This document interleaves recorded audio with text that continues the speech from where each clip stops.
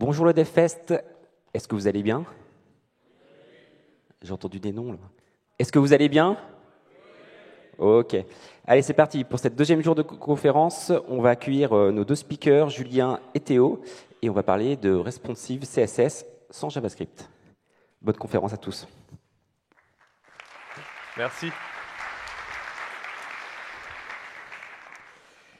Alors, Théo, tu te mets combien en bain de bouche? Bain de bouche. Je pense un bon 7. 7, question 7 sur 10, donc. Quel est le goût le plus répandu pour les bains de bouche? Menthe. C'est le menthol. On n'accepte pas menthe, mais c'est pas tout à fait la même chose. Moi j'accepte. Moi, ils sont pointilleux. Moi, je prends. Ok, coup dur. Allez, À mon tour. à toi. Julien, je t'en trouve une sympa. Tu te mets combien en responsive CSS? Responsive CSS, c'est pas le truc avec les media queries, les breakpoints là pour adapter les devices? À peu près, mais j'ai l'impression que c'est pas très clair pour toi, donc je vais te faire un petit récap. Ouais, résumé rapide.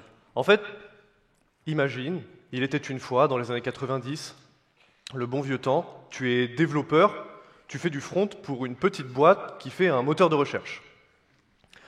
Et dans ta vie, en fait, tout se passe bien. Au fil des années, les écrans évoluent, mais ils changent pas vraiment de taille.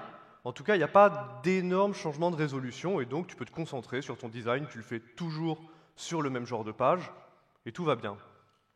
Ça, c'est jusqu'à 2008.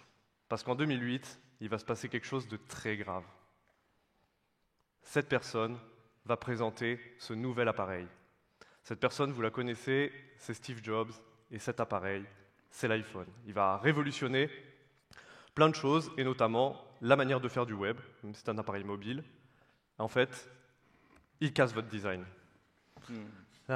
Catastrophe. Okay. Ouais, non mais ça, attends, on sait faire ça, parce que il suffit que notre serveur web, donc, qui reçoit les requêtes HTTP, il peut lire le header user agent pour savoir quel type d'appareil demande la page, et donc il peut renvoyer une page différente pour les différents appareils. Donc là, ça marche bien. Ça, c'est le design adaptatif.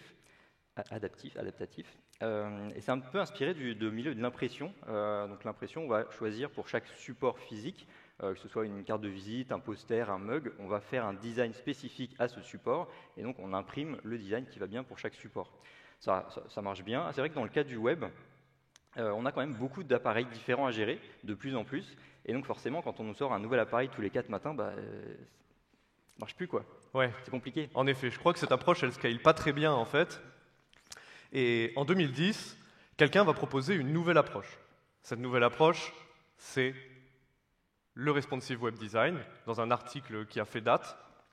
La personne, c'est Ethan Marcotte, et en fait, il invente le terme responsive pour le web, pas utilisé avant, mais il ne l'invente pas dans l'absolu. En fait, il fait référence à l'architecture responsive. Alors, qu'est-ce que c'est l'architecture responsive? C'est un courant en architecture qui vise à transformer les espaces qu'on utilise, à avoir des espaces qui bougent, qui peuvent changer de taille et s'adapter aux usages qu'on veut en faire. Et c'est par rapport à ça qu'il essaye de faire du design web. L'exemple que je vous montre, c'est une galerie d'art à Manhattan. Et je ne sais pas si vous voyez, mais le auvent blanc, en fait, il est monté sur roulette et il se déplace. Il peut se sortir et donc, en fait, on peut d'un seul coup avoir une gigantesque salle dans cet espace. Et ça l'inspire beaucoup. Bon, ça, c'est 2016, donc il n'était pas au courant en 2010, mais ce genre d'espace, ça l'inspire beaucoup. Et ce qu'il propose, c'est une nouvelle philosophie, en fait, pour le design web. Cette philosophie, alors ça, c'est ma référence, pas la sienne, mais elle pourrait s'inspirer de Bruce Lee, en fait. Il a cette interview célèbre où il conseille à un ami d'être comme l'eau. En fait, ce qu'il dit, et ça, c'est une phrase qui est super intéressante quand on pense au responsive, il dit « L'eau, tu la mets dans une tasse, elle devient la tasse. Tu la mets dans une bouteille, elle devient la bouteille. Tu la mets dans une théière, elle devient la théière. » Je pense que vous avez compris la logique et je ne suis pas obligé de faire plus d'exemples, mais l'idée, c'est que vous avez un seul élément, peu importe dans quel contenant vous le mettez, il s'adapte. Donc l'idée du design responsive, c'est d'abandonner l'illusion de maîtrise qu'on a en créant des designs sur des tailles super précises. Mais évidemment, plus il y a de taille, plus il faut maintenir ça et c'est très compliqué. Il faut accepter l'imperfection et faire en fait un design qui ne sera peut-être pas parfait à toutes les tailles, mais qui sera toujours acceptable et presque jamais cassé. Et pour ça, Ça, c'était il y a plus de 10 ans, il y a 14 ans maintenant, mais depuis, il y a une multitude de techniques qui ont permis de faire ça. Ok, non, c'est vrai que ça me revient maintenant. C'est vrai qu'il y a beaucoup de techniques plus ou moins anciennes pour adapter nos interfaces aux différents écrans. Et donc c'est vrai qu'on a vite tendance à s'y perdre, quoi. Peut-être que vous aussi, vous vous êtes perdu, mais en tout cas, ok, on a remis les choses en place. On va pouvoir répondre ouais, aux questions de la carte. Tout à fait. Tu vas peut-être pouvoir me dire combien tu te mets, du coup. Alors, avant de répondre, Ouais, oui. moi j'aimerais bien savoir combien vous mettez en CSS de manière générale, on va dire.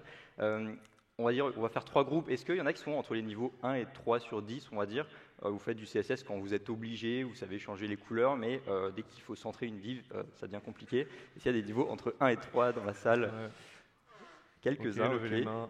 Ok, ça vous êtes les bienvenus, ce talk est en partie fait pour vous. Ensuite, on va dire niveau entre 4 et 7 sur 10, vous faites du CSS régulièrement, vous êtes plutôt à l'aise. Il y a encore des zones obscures, peut-être vous ne comprenez pas pourquoi dans certains cas, vous mettez un z-index 12 millions et l'élément il n'est toujours pas au-dessus des autres. Ça m'arrive des fois. Ah, ok. Ok. Et du coup, le dernier niveau, entre 8 et 10, là, vous êtes à l'aise. On va dire, vous connaissez le contexte d'empilement, vous pouvez vous vanter de connaître plusieurs manières de centrer verticalement un élément, des experts, quoi. Est-ce qu'il y en a des experts? Il y en a pas mal quand même. Ok. Un peu de tout. Ah oui, c'est super. Ça marche. Pas le droit de poser des questions à la fin. Ok, bah très bien. On commence? Bah ouais, vas-y. On vous a préparé une carte de tu te mets combien. Et en fait, le principe, c'est qu'au lieu d'avoir des questions, c'est un petit peu bizarre, on n'allait pas faire une interro, on vous a préparé 10 maquettes qu'on va, de plus en plus dures, qu'on va devoir intégrer de manière responsive devant vous. Je te laisse commencer, Julien. Allez. Je pense que la page vide, Ok. c'est peut-être jouable pour Prends toi. la main. En général, les questions du début, il faut y aller pour les louper, donc on va commencer avec la page vide. Donc pour chaque démo, on va avoir une maquette de ce qu'il faut intégrer sur tous les écrans différents. Et ensuite, on a fait un petit environnement pour tester notre implémentation sur les différents appareils. Donc là, pour gagner du temps, on a l'éditeur à gauche, on a déjà implémenté la page vide pour aller plus vite, et donc on peut vérifier si ça fonctionne. Bah franchement, ça a l'air responsive, hein, ça marche. Je crois, merci. Premier coup. Ok. Écoute, mon travail est fait, je te laisse prendre la suite. J'ai un petit peu l'impression de m'être fait avoir, parce que là, je dois prendre la suite. Bon, j'ai l'impression que vous avez trouvé ça un peu facile. On va un peu accélérer le truc. On va peut-être la lettre A, on va passer. Le mot rue, je pense, on passe aussi. On va commencer niveau 4 avec le paragraphe.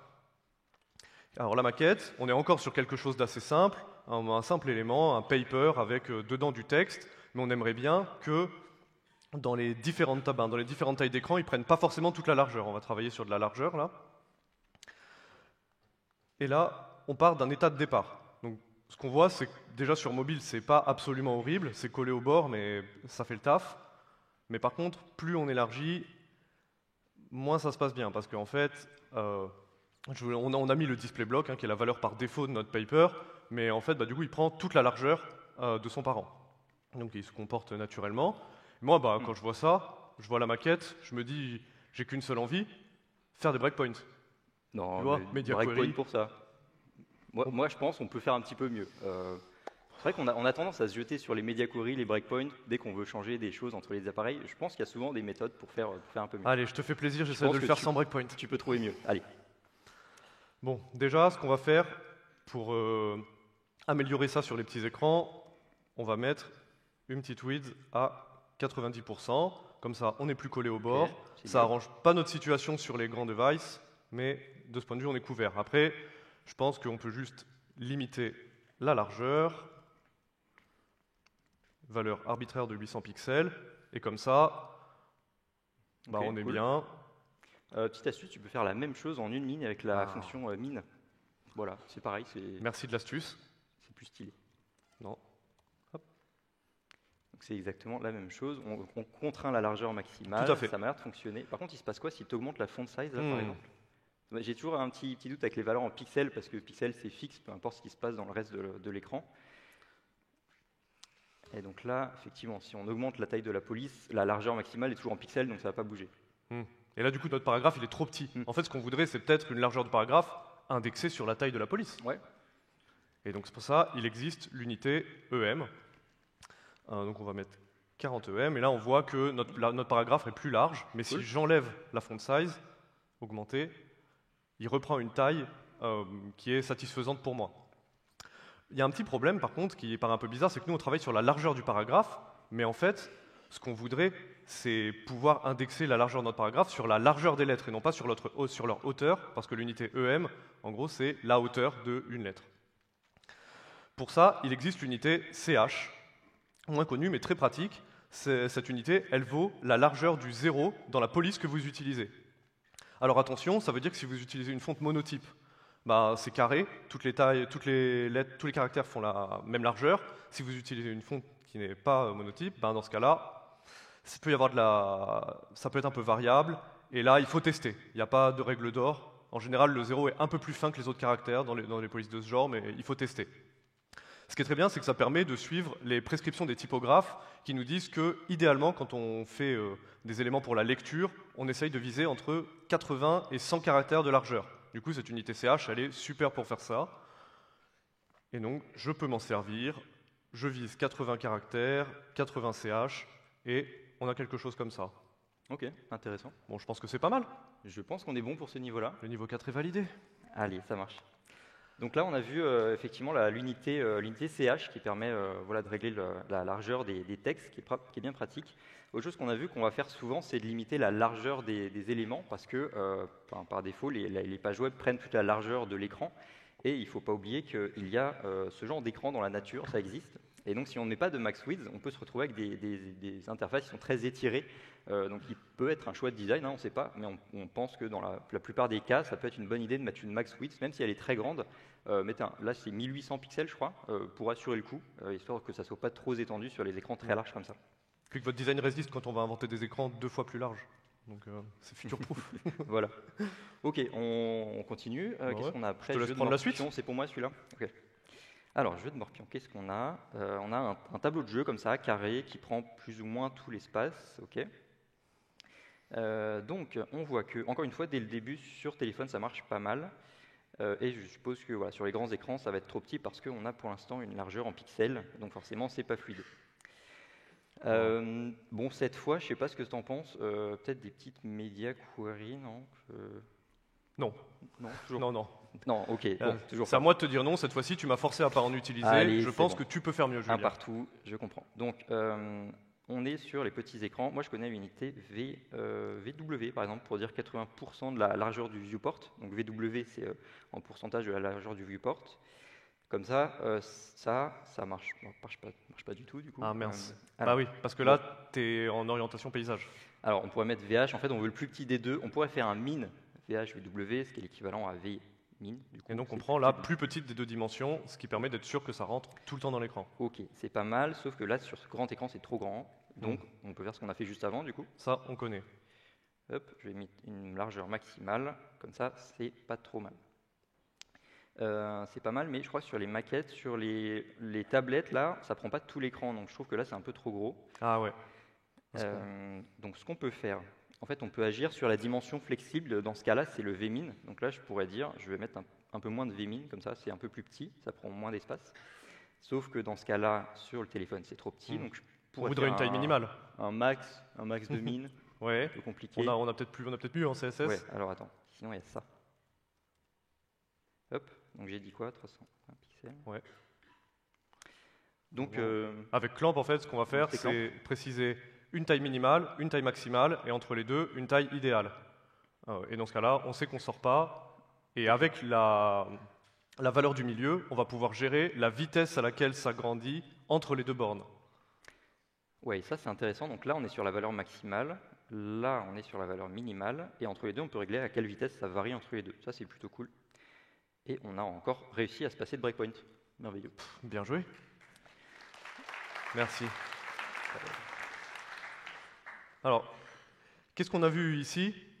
On a vu les unités relatives au viewport. Alors, je rappelle basique, mais très important, le viewport, c'est la partie visible de votre navigateur, donc ce n'est pas forcément tout l'écran. Et comme le montrent ces flèches, donc 100 VH et 100 VW sont indexés sur la largeur et la hauteur du viewport. Le problème, c'est que sur mobile, il y a ces barres en haut et en bas qui peuvent apparaître ou disparaître, et ça, les VH n'en tiennent pas compte. Pour ça, il existe des unités spécifiques sur mobile qui sont très pratiques pour dissiper cette ambiguïté. C'est le LVH, qui veut dire que vous prenez toute la taille du device en comptant même la hauteur de ces barres qui peuvent disparaître. Le SVH, c'est l'inverse. Vous prenez vraiment la partie visible quand ces barres sont déployées. Et finalement, le DVH, qui correspond un petit peu à ce qui existe, enfin ce qui est réellement visible sur votre appareil. Attention néanmoins avec cette unité. Du coup, si vous indexez des tailles dessus, vos éléments vont se resizer dynamiquement quand les barres vont apparaître et disparaître. Donc attention à l'effet sapin de Noël. Les mêmes unités existent pour la largeur. On ne sait pas à quoi ça sert. Peut-être le jour où les gens qui font des navigateurs web mettront des sidebars. Néanmoins, ça existe. Et évidemment, vous avez aussi du min, du max, comme on vous a montré dans la démo. C'est disponible du coup, tout ça? Ouais, donc toutes ces unités sont disponibles. Donc c'est Baseline 2022. Baseline, c'est un indicateur qui dit que c'est disponible dans tous les navigateurs majeurs, ceux qui sont ici, depuis fin 2022, je crois. Donc newly available, ça veut dire que c'est pas encore l'étape widely available, ou ce qui est atteint quand c'est supporté par tous les navigateurs depuis 30 mois. Donc là, on peut se dire qu'il n'y a plus de problème de compatibilité. On n'y est pas encore, mais c'est presque 2 ans. Donc là, ça dépend de votre type de navigateur, votre cible d'utilisateur. Voilà, vous pouvez juger si vous pouvez les utiliser ou pas. Yes. Et sinon, vous attendez. Bon, je prends la suite. Vas-y, à ton C'est tour. bien débrouillé. Allez, je pense que le niveau 6, je peux me le faire. Là, on a un truc à la fois simple et un peu plus compliqué, un peu différent. On a une image de fond, mais si vous regardez bien les maquettes qu'on a faites, on a 3 images différentes en fonction de la taille de l'écran. On a une image pour les écrans en paysage, une image pour la tablette en portrait et une image pour le téléphone en portrait. Parce qu'évidemment, selon la taille de votre device, la composition de l'image ne doit pas du tout être la même. Ça rendrait vraiment terrible. Évidemment. Très important la composition. Ici, là, on a la grande image sur téléphone, c'est horrible. Je ne comprends plus rien, ça me fait mal à l'âme en fait. Donc la composition de l'image, c'est une des raisons pour lesquelles on change d'image en fonction du device, parce que c'est pas beau. Et la deuxième raison, c'est la performance, parce que là, on télécharge toujours l'image en format paysage et on va afficher peut-être un quart de l'image. Donc en gros, 75% de la bande passante, elle est gâchée. Donc 2 raisons pour lesquelles on a changé d'image. On en a fait une spécifique par ratio en fait. Je te demande quand même pour être sûr, mais je peux vraiment pas faire de breakpoint? Je pense qu'on peut encore s'en sortir. On peut voir comment. Ok. Je pense qu'on peut. Bon. Donc cette fois, là, on va cette fois-ci, en fait, on va un peu tricher. On va aller faire du HTML responsive. Vous nous pardonnerez. En fait, on va utiliser l'élément picture. Donc là, au début, on a la version simple avec juste une image et une source. En gros, il faut presque, enfin, pour une grosse image, il faut à peu près jamais faire ça. On va commencer par utiliser une balise source dans laquelle on va utiliser l'attribut sourceSet, dans laquelle on va fournir plusieurs images de différentes tailles. Et on va indiquer au navigateur quelle taille fait chaque image, et c'est le navigateur qui va choisir laquelle il prend en fonction de la taille de l'image, du device pixel ratio, donc la densité de pixels sur l'écran. Donc c'est le navigateur copier qui va les URL. les URL. Donc après cette première étape, ça ne va pas changer le résultat visuel, c'est juste peut-être qu'on va télécharger une image de plus petite résolution sur les plus petits écrans. Ce qui est une part de responsive finalement, parce qu'on adapte nos images aux différents écrans. Mais il faut un attribut size aussi pour voilà, préciser. Donc là, on fournit les URL au navigateur, il faut lui dire quelle taille fera l'image pour qu'il choisisse la bonne URL, et ça se fait avec l'attribut sizes, et on va lui dire que notre image fait tout l'écran en fait. Okay. Donc là, on n'a rien changé, mais on a peut-être sauvé un peu de bande passante. Nous, on avait déjà téléchargé l'image, donc ça change absolument rien. Donc c'est déjà mieux. Mais maintenant, ce qu'on peut faire pour changer d'image en fonction des différentes tailles d'écran, on va mettre une autre source. Donc on peut en mettre plusieurs, des sources. L'ordre est important parce que le navigateur il va parcourir les sources et prendre la première qui match les contraintes qu'on lui fournit. Donc là, on va mettre une autre source avec l'autre image. Là, pour le moment, hop. Du coup, il prend la première source qu'il voit et qui est valide. Voilà. Donc celle-ci, elle est valide. Mais on va lui dire, tu vas prendre cette image que sur les écrans en mode portrait. C'est un peu de la media query, si tu veux mon avis, mais... Ok, donc là, on va lui dire, c'est la même syntaxe, effectivement, que les media query. On va lui dire, sur le portrait, tu vas prendre cette source-là. Et donc, a priori, pour l'instant, on est OK. Dès qu'on passe sur du portrait, on change d'image. Donc, il nous en manque plus qu'une dernière pour le téléphone. Sur le téléphone, c'est toujours horrible. Hein. J'enlève ça. Mais du coup, il nous reste juste à trouver la bonne source. Donc, on peut faire une media query un petit peu plus complexe. Hop, j'aime bien indenter mon code. Avec cette fois-ci en disant qu'on prend le portrait, mais pour les écrans de moins de 700 pixels de large. Et ici, ça fonctionne, on a bien la belle image, je vais mieux. Je vais pouvoir dormir cette nuit. Et donc, on a bien le résultat que à chaque taille, on a une image adaptée. Ok, ça marche. Et en plus, pour chaque image, on a plusieurs sources de différentes densités pour supporter tous les écrans. Je pense Donc, ce niveau-ci, c'est validé. Ouais, bien joué. Yes. Qu'est-ce qu'on a après? Ah, Alors, on vous a parlé du coup de l'attribut média dans certains éléments HTML, mais en fait, il n'existe pas que pour ces pictures. Vous le connaissez peut-être pour faire des feuilles de style conditionnelles que vous allez télécharger et appliquer ou non selon le device sur lequel votre utilisateur est.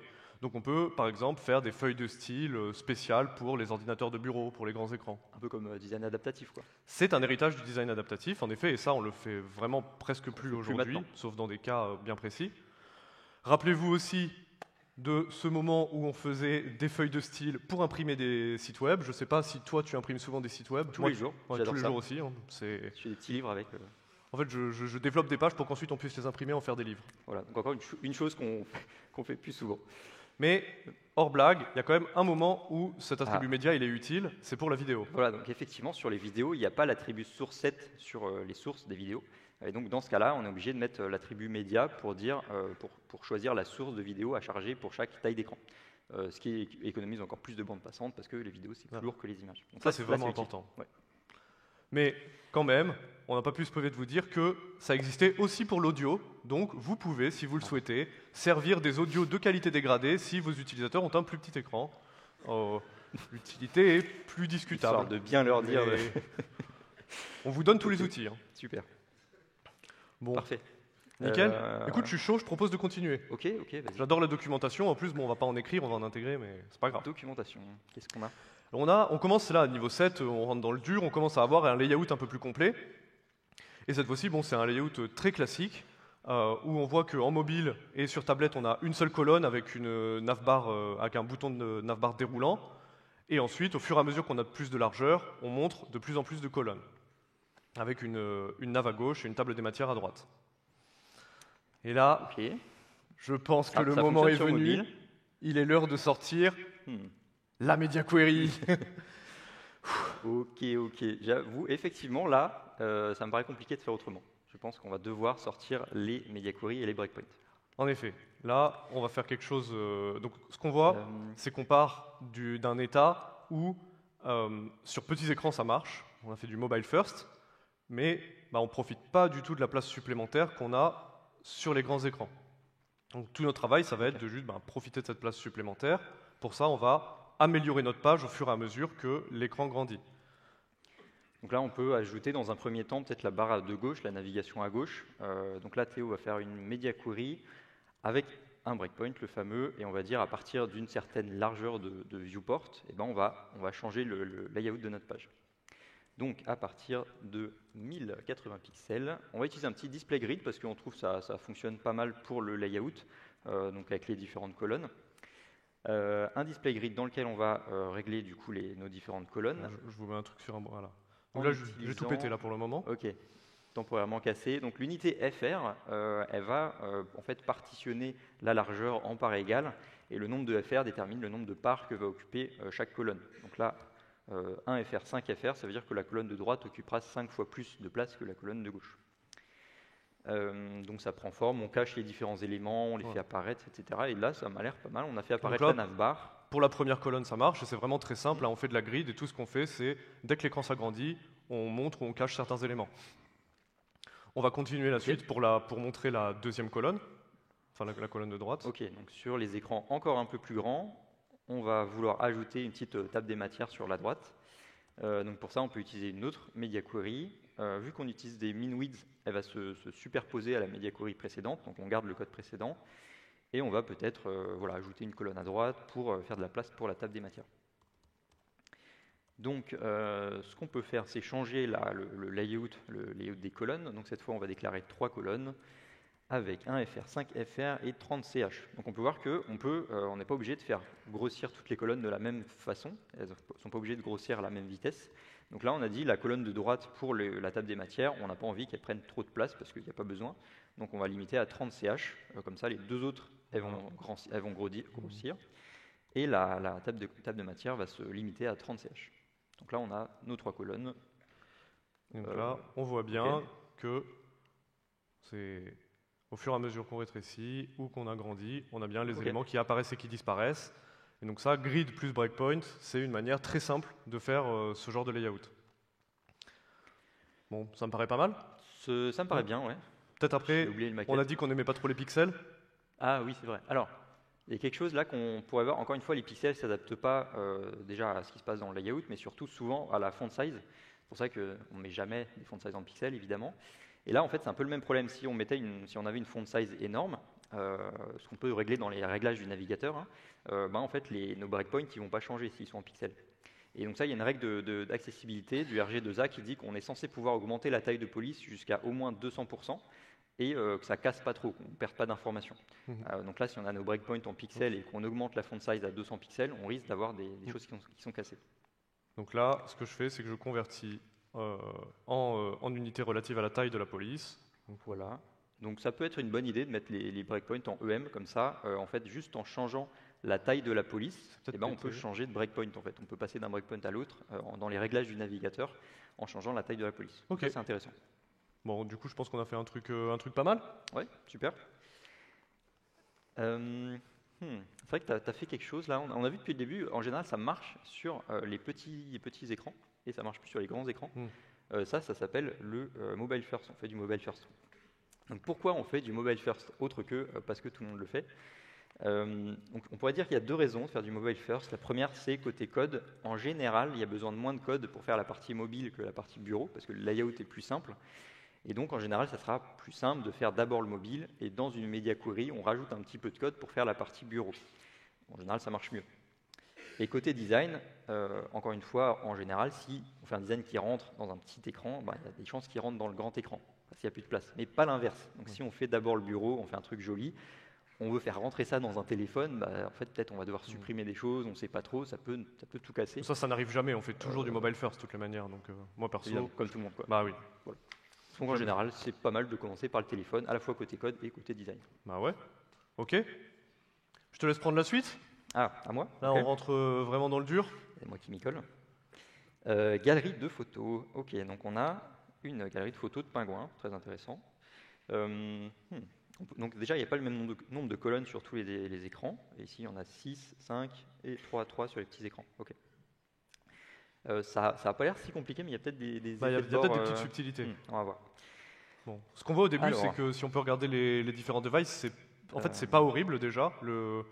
En gros, en flow, c'est déjà responsive. En fait, un bon conseil qu'on peut vous donner, c'est que HTML, CSS, si vous faites pas trop de bêtises, vous mettez pas trop de largeur fixe, c'est plutôt responsive et c'est pas dramatiquement cassé.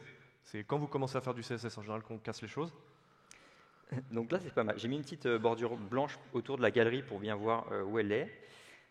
Donc là, ça fonctionne. Il y a quelques choses qui peuvent être compliquées à gérer si on reste comme ça dans ce display par défaut.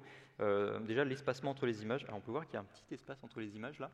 Donc ça, c'est intéressant, c'est que les images, par défaut, elles ont un display inline, comme le texte en fait. Et tout comme le texte, il y a un petit espace qui est réservé en dessous pour les lettres comme le P ou le G. Donc les images, elles ont un petit espace en dessous. En général, c'est pas ce qu'on veut, donc on met un display block. On pourrait mettre une font size à 0, et il n'y a plus d'espace, parce que voilà, ça se comporte comme du texte. Mais c'est un peu compliqué à gérer, quoi. Donc on va plutôt utiliser autre chose. Moi j'ai envie de dire, je pense que le display flex, il pourrait bien aller. Donc je vais mettre un petit display flex sur la galerie. Bah super, génial. Ouais, t'as tout pété. Non, peut-être okay. Donc pour que ça passe à la ligne, je vais mettre un petit flex wrap, voilà. Ensuite. Là, ça marche plutôt bien, mais le problème, c'est que on n'a toujours pas assez de colonnes. Enfin, en gros, la taille de nos images étant fixe, ça marche pas très bien. Il faut faire varier la taille des images aussi. Donc là, effectivement, on a une largeur en pixels. C'est fixe, c'est pas bien. Donc, j'ai vu que donc on veut, sur les grands écrans, on veut 250 pixels, ça marche bien. Sur les petits, moi j'ai vu qu'il y a un truc qui marche pas mal, c'est 25 VW. Voilà, j'ai vu que ça fait 3 colonnes comme on voulait, ça marche pas trop mal. Donc on prend le plus petit des deux, sur les petits écrans 25 VW, sur les grands écrans on reste sur 250 pixels. Ok, bon ça c'est du min comme on a vu au début. Mais bon, le problème c'est que là, nos images elles prennent pas toute la largeur de la galerie. On gaspille de l'espace, même si on centrait, ça serait pas... Alors, je peux centrer. Hop. Donc là, on a centré nos images sur la galerie. Et ce qu'on peut faire ensuite, il y a quand même, si on regarde ici, les images, elles ont quand même une taille fixe ici. On voit que dès que ça rentre plus, elles passent à la ligne, mais là, elles ne suivent pas la largeur de l'écran et de la galerie qu'on voit en blanc ici. Mais heureusement, Flex nous propose des petites propriétés qui sont très utiles pour faire du responsive, comme celle-ci. Donc le Flex Grow, il va indiquer aux éléments de prendre toute la place, de se répartir l'espace disponible. Et donc ici, on voit que cette fois, elles vont vraiment coller au bord de la galerie et suivre la taille. Et je pense qu'on commence à voir le problème là. Peut-être les gens attentifs ont vu que la dernière ligne, elle vit pas très bien le truc là. Ah. Il y a des pingouins qui ont bien mangé à la cantine. Alors, effectivement. Donc là, on a un peu un dilemme parce qu'on a dit, on a dit aux éléments de prendre toute la largeur disponible pour pas qu'il y ait d'espace autour de la galerie. Mais du coup, sur la dernière ligne, qui n'est pas vraiment une ligne, et c'est là la subtilité, la dernière ligne, en fait, on n'a que 2 éléments et donc ils se répartissent l'espace. Tout à fait. Donc ça fonctionne bien comme on lui a dit de fonctionner, mais c'est en fait pas ce qu'on voulait dans notre design. Voilà. C'est peut-être une limite de Flex et peut-être on va devoir passer à une autre technique. Donc là, soit on ne met pas le gros et ça fait ce qu'on veut, mais on ne va pas jusqu'au bout, soit on met le gros et c'est cassé. Et nous, on aimerait bien le meilleur des deux mondes. Ok. Bon, on va peut-être changer d'outil du coup. On essaie de display grid. Allez, ça peut être pas mal, display grid. Donc on va changer, on commence, hop, je vais mettre un display grid ici. Je vais retirer ce truc-là, hop, et c'est beaucoup mieux. Bien joué. Donc je vais mettre, hop, comme évidemment, comme tout à l'heure, on définit nos colonnes. Donc je vais mettre sur les grands écrans, j'ai vu qu'il y avait 6 colonnes, hop, voilà. Beaucoup mieux. Il faut quand même que tu mettes la taille des images fixes. Oui, ok. Donc là, il n'y avait pas de taille. Alors, il se trouve qu'en display grid, les pourcentages, ça se réfère à la taille des cellules. Donc là, ça marche bien. Si je dis aux images, prenez toute la taille des cellules, et ben directement, elles vont prendre la taille de chaque cellule qui fait donc 1/6 de la largeur du container. Donc là, j'ai ma grille avec 6 colonnes. Bah, nickel. Le problème, c'est qu'on a 6 colonnes à toutes les largeurs, quoi. Ok, certes. Donc, on peut utiliser un truc en display grid qui dit, donc là, un FR, on a vu tout à l'heure, ils se répartissent la largeur uniformément. Je peux dire, tu prends un FR, mais tu n'iras jamais en dessous de 250 pixels, parce qu'on a vu que tout à l'heure, on voulait des images ici qui font 250 pixels. L'idée, c'est un peu on doit faire un peu comme en Flex. Si tu vas en dessous de 250 pixels, on va à la ligne, quoi. Ça serait cool. Bah oui. En fait, ce qu'on va commencer à vouloir, c'est que notre grid, elle gère automatiquement la taille de nos items et le nombre de colonnes qu'elle fait selon des contraintes qu'on lui donne. Okay. Donc ce min-max permet de faire ça, mais il faut l'associer à un mot magique, enfin 2 mots magiques. Donc ça, c'est un truc un peu magique dans le display grid. On va lui dire, trouve toi-même le nombre de colonnes. Voilà. Et fais prendre aux items toutes les colonnes, toute la largeur possible, tant que tu es dans les contraintes. Voilà, donc là, on a donné nos contraintes qui sont le plus petit entre... Voilà, on se répartit l'espace, mais sans aller en dessous de 250 pixels. Et ça m'a l'air... Bah, ça m'a l'air pété, hein. C'est du mobile last, là. Je me retire les mots de la bouche. Ok, donc on peut voir tout à l'heure, j'ai vu que le 25 VW, là, il marchait bien, donc je vais prendre le plus petit des deux. Okay. Même problème, même solution. En fait, à chaque fois, le problème qu'on avait, c'est que nos images étaient trop grandes à petit breakpoint, donc ce qu'on fait, c'est qu'on leur donne une taille relative quand elles sont en dessous de 250 pixels. Voilà, et là, je pense qu'on arrive à un truc pas mal. J'ai oublié le gap depuis tout à l'heure, c'est aussi absolument insupportable à regarder. Désolé. White space, c'est très important. Donc voilà, là, c'est pas mal, on a le bon nombre de colonnes qui étaient indiquées sur les maquettes, et on n'a pas ce problème qu'on avait avec le Flex, des cellules qui prennent ça m'a l'air pas mal. Alors, ce qu'on a vu ici, un petit mot sur le genre de grid qu'on a fait. En fait, on a fait et du flex et du grid pour vous montrer qu'on peut faire avec les deux. Souvent, ça va être la méthode que vous préférez. Mais dans les deux cas, il y a des fois des choses que vous ne pouvez pas faire. Et là, un exemple que je montre, c'est quelque chose qui est assez difficile à faire en grid, mais assez trivial à faire en flex. Par exemple, si vous voulez que les items de la dernière ligne soient centrés, c'est-à-dire qu'ils sortent des colonnes en quelque sorte. Et on voit bien pourquoi, dans une grid, il faudrait beaucoup y toucher pour que ça fonctionne comme ça. Alors qu'en flex, bah, c'est vraiment très simple. C'est un des états auxquels on était arrivé tout à l'heure quand on avait centré la grid. Ensuite, du coup, on a utilisé des breakpoints tout à l'heure. Là, on n'en utilise plus. On fait du flexbox, du grid. Donc peut-être tu peux un peu nous dire dans quel cas on utilise l'un et l'autre. C'est vrai qu'il ne faut pas oublier que c'est des outils qui couvrent des besoins différents. Voilà, le message, c'était pas n'utilisez pas les breakpoints, c'est le mal, mais juste, voilà, il y a peut-être des meilleures solutions dans certains cas. Donc c'est vrai que les breakpoints et les media queries, on va faire des designs un peu fixes pour chaque taille d'écran, un petit peu comme le design adaptatif finalement. On se dit pour cette catégorie d'écran, on va mettre notre CSS adapté. Alors que le Flexbox Grid, on ne raisonne pas de cette manière-là, on va faire des choses qui fonctionnent bien a priori sur tous les écrans. Ensuite, donc les breakpoints, ils vont agir sur la page entière en général. Sur la documentation, on a vu qu'on change tout le layout, alors que les Flexbox Grid, c'est plutôt sur un élément, peut-être un container ou même un petit élément dans un Ses coin. enfants ensuite éventuellement. Mais... Voilà, donc c'est une portée plus réduite. Et puis donc sur les breakpoints, on peut modifier n'importe quelle propriété CSS. On peut faire apparaître, disparaître des choses, on peut changer des couleurs, vraiment ce qu'on veut. Si vous êtes ce genre de personne qui change la couleur du background en fonction de la taille d'écran, vous méritez d'aller en enfer. L'audio de moins bonne qualité. Voilà. Alors que Flexbox Grid, donc c'est vraiment des changements de taille et de position. On ne va pas pouvoir changer beaucoup de choses à ce niveau-là. Ok, bah écoute, là je te dis, c'est toi qui as l'air chaud. Je te propose de continuer, Julien. Ok, très bien. Je te laisse le niveau 10. Hein. Ouais, t'inquiète. Alors, niveau 9, plateforme de contenu. Ok. On a quelque chose qui ressemble à peut-être un blog ou quelque chose comme ça. Donc on a un design qui se ressemble sur les deux derniers breakpoints. Par contre, on voit que sur le petit écran là, et tous les composants là, ont la même tête. Donc là, c'est vrai que c'est un peu déroutant peut-être. Ouais. Et en fait, avec cet exemple, on va rentrer déjà un petit peu plus dans le monde réel. En fait, ce qu'on veut dire, c'est qu'il y a de fortes chances, si vous fassiez de l'HTML, CSS aujourd'hui, que ça soit au sein d'un framework JS, que vous l'aimiez ou non, que vous le vouliez ou non. Si vous faites du DevFront, il y a pas mal de chances que ça soit ça. Et en fait, ce genre d'éléments, ils vont être en général gérés, peu importe le framework que vous utilisez ou si vous faites des web components, par, en gros, un composant en JS. Par exemple, donc dans le cas du React, ça serait ça. On pourrait imaginer qu'on a 3 composants différents, un hero, une card horizontale, et ensuite, une fois que vous les avez intégrés, le travail, c'est juste de les placer au bon endroit.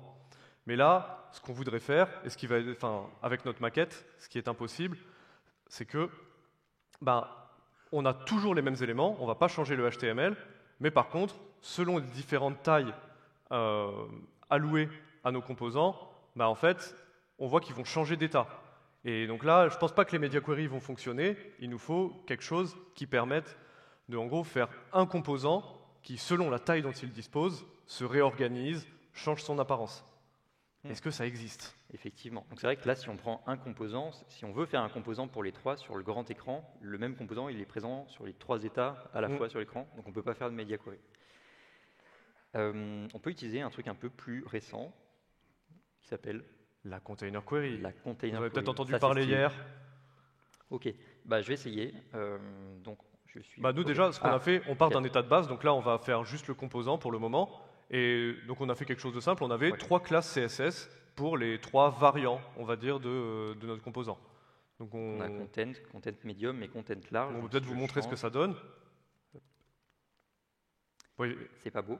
Évidemment, le problème c'est que comme on a fait 3 variants mais qui peuvent s'afficher à toutes les tailles, la carte, si on l'affiche en très grand, c'est horrible. Hop. Et large, donc ça c'est la variante comme ça. Il faudrait s'embêter à la main à dire selon les tailles d'écran, il faudrait que tel élément ait telle taille. Ok, donc ce que je peux faire, on va faire une petite container query. Allez. Alors la base pour la container query, ça va vous surprendre, c'est de définir un container. Donc là, dans notre HTML, autour de notre card, on a un élément article, c'est lui le container, et c'est en fonction de sa taille à lui que les propriétés CSS de son contenu peut changer.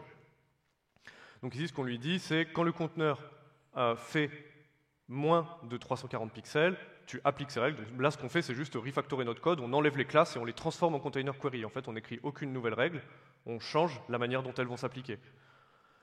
On fait pareil pour notre classe large, on dit à partir de 520 pixels, tu utilises ça, et maintenant, comme notre composant il est resizable, on va pouvoir voir en direct que si on change sa taille, en fait, il va changer d'état. Suspense. Ok, je ne me suis pas planté. Donc là, on voit vraiment qu'on a une sortie des media query, parce qu'on est sur le même appareil, et c'est vraiment la taille du conteneur qui va faire changer le design. Ok, bah là, moi, je pense que notre composant, il a l'air pas mal, et on peut peut-être, du coup, l'intégrer dans notre maquette. Ok, donc ce qu'on peut faire, c'est que ce truc-là, du coup, il est censé fonctionner n'importe où, quoi. Si je prends le code, hop, je prends ça, et je le mets dans notre design. Donc là, on a déjà intégré le layout de la maquette qu'on a vu tout à l'heure. Donc on a déjà assigné les largeurs, les tailles aux différents composants. Par contre, ils ont tous la même tête parce que pour l'instant, il n'y a que le content. Donc si je colle ce que j'ai fait avant, eh ben, ça fonctionne marche directement parce que le composant, il va s'adapter en fonction de où on le met en fait. Donc ça marche très bien avec Grid aussi, qui permet très finement de définir la taille des cellules. Donc là, pour montrer qu'on n'a pas triché, si je prends par exemple le premier article, celui-là, que je retire, eh ben, le deuxième, il prend sa place. Et si je le mets à la fin, hop, il apparaît en petit en bas à droite. Donc vraiment, ils vont se repositionner, enfin se reformer en fonction de là où on les met. En fait, ça vous permet, c'est un peu pour ça qu'on l'a fait en 2 étapes. C'est vraiment une manière différente de faire. À un moment, vous faites votre composant, et ensuite, bah, vous pouvez l'utiliser un petit peu comme vous voulez. C'est lui qui se gère. Ça change la responsabilité, ça change un petit peu où est l'accent quand vous faites votre intégration. Elle est plus trop au moment où vous l'utilisez, c'est plus vous faites quelque chose de prêt à être utilisé dans n'importe quel contexte. Encore une fois, c'est du responsive, donc c'est aussi l'idée que ça sera peut-être pas parfait à toutes les tailles, mais ça sera jamais cassé, et ça va rendre bien dans la majorité des cas. Ok, donc là ça marche plutôt pas mal, on dirait. On a peut-être quelques exemples pour mieux comprendre. Hop. Donc on a emprunté des exemples à Ahmad Shadid, qui le est boss. Voilà. Le pro des container queries, il a fait d'autres petites démos pour bien comprendre comment ça peut fonctionner. Donc là, on a une project card, donc ça donne des informations sur un projet. Et pareil, on voit que si on redimensionne, on va changer le design. Et ça, typiquement, on ne pourrait pas le faire avec du flex ou du grid parce qu'il y a trop de changements. On ne pourrait pas le faire. Alors que container query, on a vraiment la main, on fait ce qu'on veut. C'est des breakpoints au niveau élément, quoi. Un autre exemple, si j'arrive à le passer, je ne vais pas réussir. Le focus est perdu. Ok, on a retrouvé le focus. Une petite timeline. Donc là, pareil, si je redimensionne, on passe de l'état vertical à horizontal en fonction de l'espace disponible. Mais ça, c'est un truc, des fois, dans les design systems, ça peut être soit fait en fonction de breakpoints sur les écrans, ce qui est un peu... c'est pas parfait, ou sinon, vous avez carrément 2 éléments différents. Vous avez une vertical timeline et une horizontal timeline. Ouais. Donc là, c'est hyper pratique. On a un composant et en fonction d'où on va le mettre, il va se comporter de la manière qui va bien, quoi. Mais du coup, ces 2 exemples, ils nous montrent peut-être qu'il y a quelques guidelines à suivre quand on choisit quels éléments on fait avec des container query. Effectivement, donc là, les 2 exemples qu'on vient de voir et ceux d'avant, il y a une apparence différente en fonction des différents états du composant. Par contre, très important, le rôle fonctionnel doit être identique. Si on regarde ici sur la timeline ou la carte, la timeline a exactement la même importance, la même signification en fonction des différents états. Donc nous, on a fait une petite entorse à ça, en fait, parce qu'on vous a proposé 3 états, on voulait vous montrer quelque chose avec beaucoup d'états différents, mais déjà, on voit que notre hero, en fait, il n'a pas exactement le même rôle que les autres cards. C'est un contenu mis en avant, et du coup, faites attention si vous faites ça, parce qu'avec les container query, on pourrait se retrouver avec certains états, quand on a fait des tests, ça nous est arrivé, où vous avez 8 heroes différents sur votre page, et là, dans ce cas-là, niveau sémantique, c'est complètement pété. C'était évidemment fait exprès. Bien sûr. Pour la démo. On s'est sacrifié pour vous. Faites attention à ça. Ok. Donc c'est vrai que les composants comme ça, avec des container query, l'idée c'est, on l'a vu, on peut les mettre un peu n'importe où, ils vont s'adapter à leur contexte. Ça peut être très utile dans le cas d'un design system. Si on utilise la démarche atomique, donc on va réutiliser les éléments plus petits. On va dire peut-être à partir des organismes, on commence à avoir des éléments un petit peu gros. Ça peut faire sens qu'un composant de design system, il va s'adapter en fonction d'où on le met. Il faut que ça soit bien documenté, bien sûr. C'est complètement la logique de vous faites un truc bien à un moment. Et normalement, les gens l'utilisent et ça se passe bien et ils n'ont pas besoin de savoir comment c'est implémenté et de trop se prendre la tête. Voilà, donc on peut imaginer ça à différentes échelles, template, page ou pourquoi pas app. Si on pense notamment aux micro-fontaines, ceux qui connaissent, on peut imaginer faire des bouts d'applications entières qui vont se redesigner de manière correcte en fonction de où on les met, de l'espace qu'on leur accorde. Bon, voilà. Tu nous laisses avec quelques suggestions quand même. Ok, ouais, donc rapidement quelques suggestions sur les containers. Ça peut être pas mal de nommer les containers avec donc on peut mettre le mot-clé ici name ou alors container name parce que par défaut le @container il va prendre le plus proche ancêtre qui est un container, mais on peut en avoir plusieurs des ancêtres qui sont des containers, donc plutôt que ça soit implicite on peut nommer explicitement les containers, c'est toujours plus clair. Voilà, ça peut être une bonne idée. Le fonctionnement par défaut fonctionne bien. En général, quand vous faites de la container query, vous voulez souvent vous référer au container parent le plus proche. Ouais. Mais si vous faites des choses compliquées, il peut y avoir de l'ambiguïté. Nommer est une assez bonne pratique, je trouve. Ensuite, pas oublier qu'on peut, on peut combiner container et media query, c'est pas interdit. D'ailleurs, C'est ce qu'on a fait dans le layout à la fin. Oui. C'est deux choses différentes. Donc là, on peut agir à la fois sur le composant et sur le viewport. Et puis enfin, on préconise de ne pas en abuser parce que, on l'a vu, nous déjà on en a mis peut-être un poil trop. Donc effectivement, si on en met trop, quand on redimensionne la fenêtre, tout va bouger dans tous les sens, on perd le contrôle de notre page en fait. Donc on pense que plutôt cibler certains composants, la timeline peut-être, typiquement la timeline, il n'y en a pas 50 dans une page, il y en a une. Et donc on est bien content si elle s'adapte, mais il ne faut pas en mettre trop, quoi. Du coup, on fait peut-être un petit point final pour différencier entre media query et container query, pour récapituler. Ok, donc les media queries, ce qu'on a vu au début, ça va agir sur tout le viewport. Donc la taille, c'est la taille du viewport, alors que le container queries, on peut le mettre sur n'importe quel élément, y compris main ou body, du coup. Donc ce qu'on peut faire avec les media queries, on peut le faire avec les container queries. Les media queries, du coup, c'est souvent des modifications de toute la page, de tout le layout, alors que container queries, on l'a vu, c'est plutôt à l'échelle d'un composant. Et puis enfin pour le support, donc il ne faut pas oublier que les container queries c'est relativement récent, baseline 2023, donc c'est je ne sais plus quand en 2023, mais c'est pas prêt pour la prod si vous visez des navigateurs même pas super vieux, quoi. Voilà. Mais il existe aussi des unités. Vous vous rappelez de celle-ci, c'était les unités relatives au viewport, et donc devinez ce qui arrive. Vous pensiez qu'il n'y en avait pas assez. Et ben, il y en a encore plein. Les unités relatives c'est un peu l'équivalent au container. L'équivalent des unités relatives au viewport, sauf que cette fois, c'est les relatives au container. Ça permet de faire des choses super pratiques. J'ai déjà vu des exemples, par exemple, de bouton play sur une vidéo qui peut se resizer, et du coup, le bouton play s'adapte à la taille, pas de l'écran entier, mais de l'élément dans lequel il est. Ça résout des problèmes qui étaient assez difficiles avant à gérer. Ok, donc ça, pareil, baseline 2023, c'est sorti en même temps. Allez, là, c'est à toi. Moi, j'y vais. Il reste pas beaucoup de temps, ça serait dommage de ne pas le faire. Niveau 10. C'est quoi ce niveau 10 ? C'est le monde réel. On vous a montré beaucoup d'exemples, beaucoup de techniques, mais tout ça, c'était que des maquettes que nous, on a faites. Maintenant, si vous voulez appliquer nos conseils, dans le monde réel, ça va jamais se passer comme sur cette scène.